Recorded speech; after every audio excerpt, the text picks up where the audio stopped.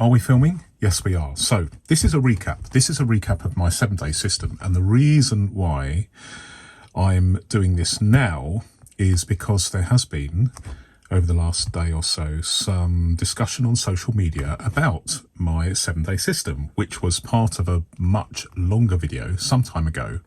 And I thought I would just recap on what I do, the purpose of it, how simple it is, and hopefully that will benefit some viewers. So what is the 7-day system? The 7-day system is a diary, a rotating or rolling 7-day diary where you have 7 dividers, and each divider is marked on the day of the week. Okay, let me just finish the last one because I just rigged this up just for the purposes of explaining this video. So this is a Guildford Mini Extra Slim, heavily modified. As you can see, I've removed all the flaky leather.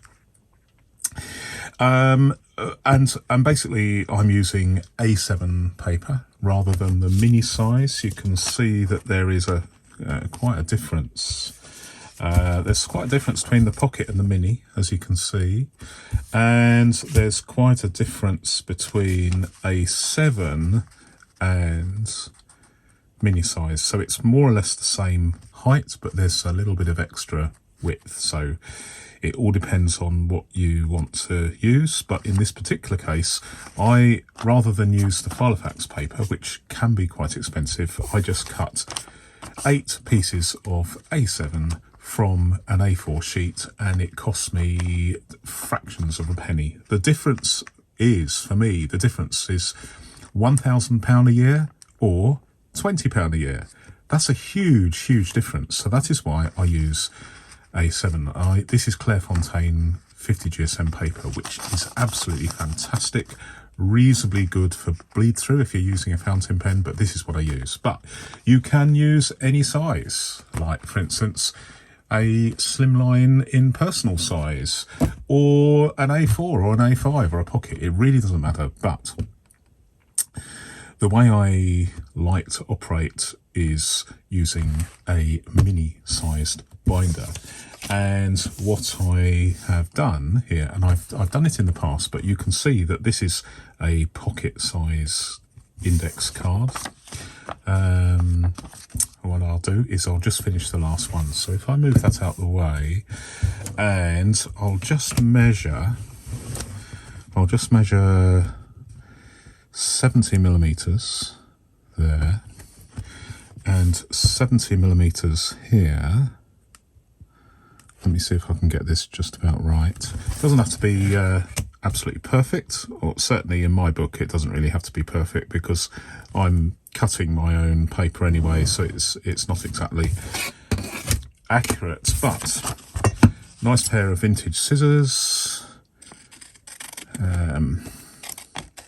Actually, these Wilkinson scissors go for an enormous amount of money on eBay, but that's for another day. I'm not selling them because I like them.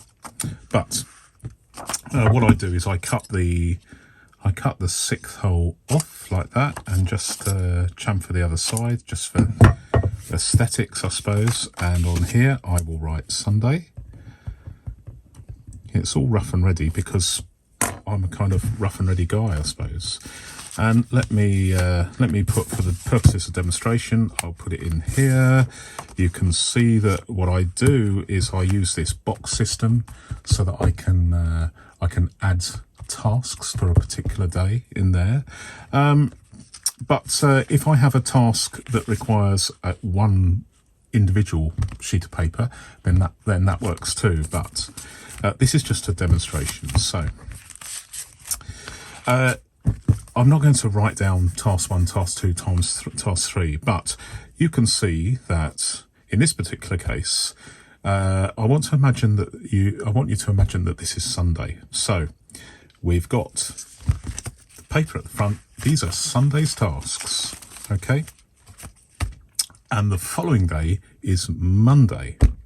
And this is the beauty of this very, very simple system, because what we can do what we can do is, when we have finished with Sunday, what we can do is we can remove the Monday cards. Just let's discard that for a moment, and then put it at the very back.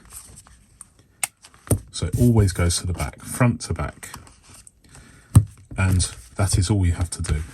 And now everything here is tasks that I should have done Sunday but didn't have time to do, or I forgot to do, or wasn't able to do, together with Monday's tasks. And we are now on Monday by virtue of the fact that we've removed the Monday card to the very back. So that becomes next Monday in 7 days' time. So you only need 7-day cards to have a rolling 7-day program of tasks. But as you've seen, I have rescheduled Sunday's tasks into Monday without having to rewrite everything. And this works very, very well. And it just rotates and rotates and rotates.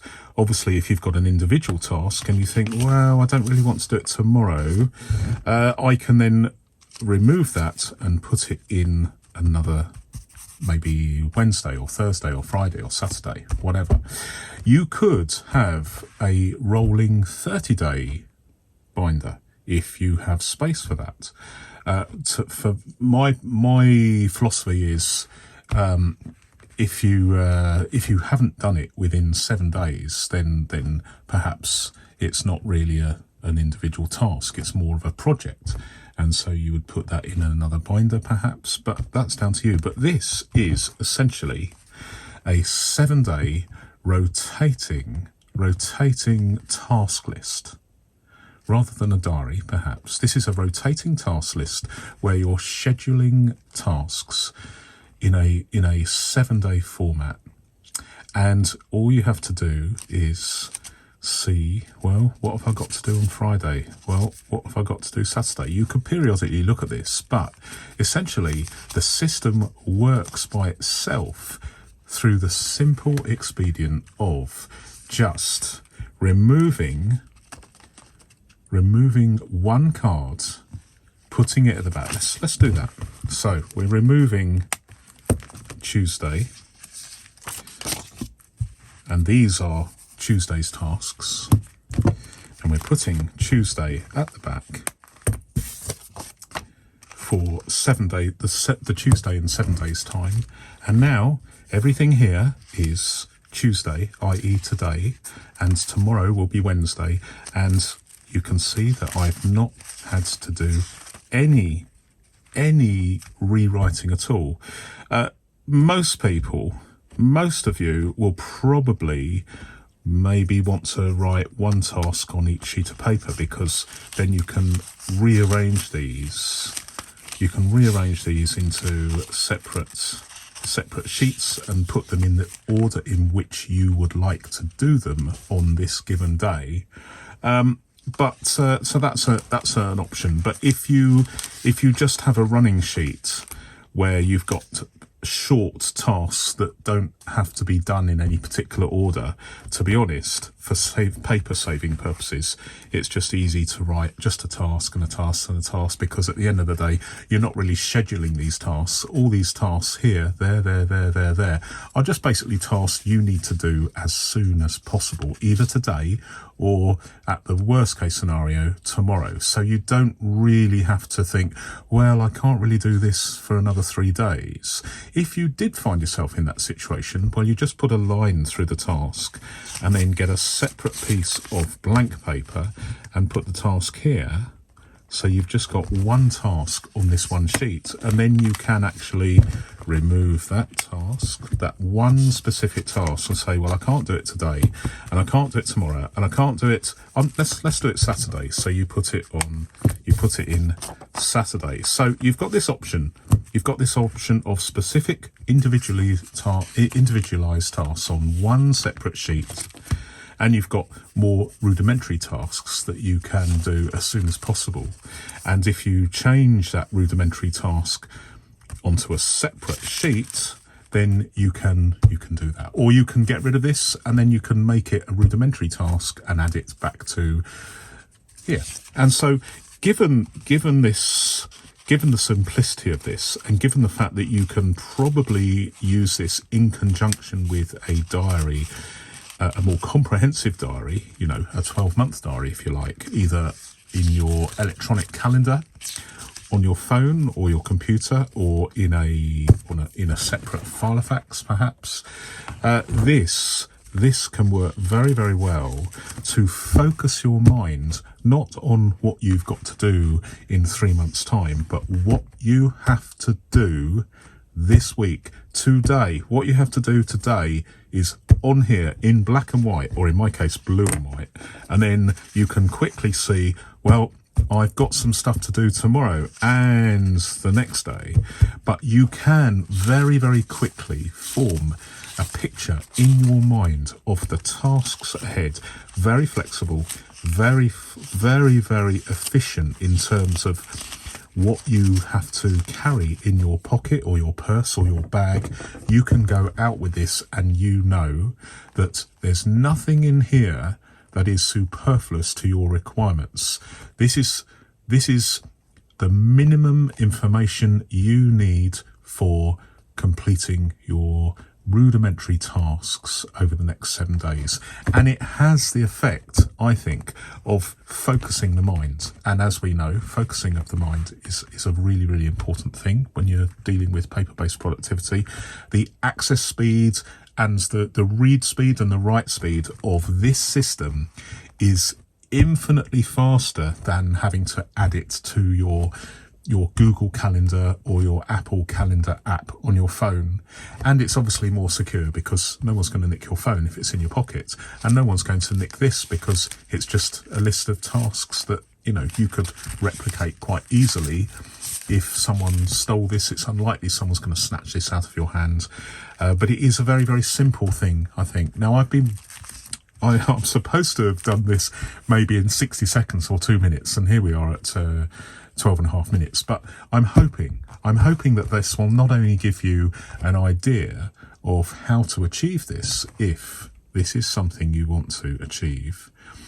I'm not really a fan of tabs here, but top tabs like this in a pocket, face down like this works very, very well.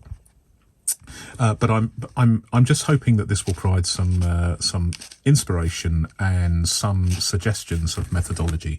How you do it is up to you, but at the end of the day, this is a valid solution for paper-based productivity, and it is worth your consideration. Thank you for watching. Until my next video, goodbye.